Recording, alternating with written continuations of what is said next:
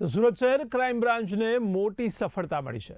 6 રાજ્યોમાં most wanted આરોપી ઝડપાઈ ગયો છે।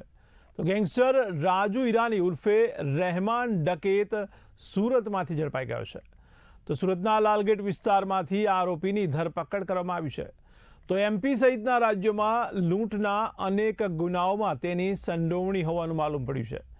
જોકે સુરતમાં ગુનો કરે તે પહેલા જ તેને ઝડપી લેવામાં આવ્યો છે, ત્યારે પોલીસે તેને ઝડપી વધુ તપાસ હાથ ધરી છે।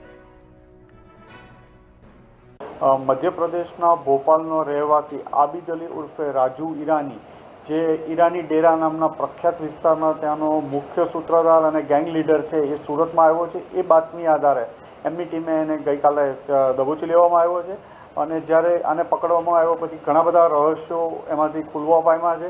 રાજુ ઈરાની ઉર્ફે રહેમાન ડકેતના નામથી પણ ત્યાં ભોપાલમાં પ્રખ્યાત છે અને અસંખ્ય ગુનાઓ આચર્યા। 2013-14થી ત્યાં 13-14 વર્ષથી એ ઈરાની ડેરા અમનનગર સોસાયટી છે ત્યાં રહે છે અને અલગ અલગ 6 ગેંગનો મુખ્ય સૂત્રધાર ગેંગ લીડર છે એ અને એનો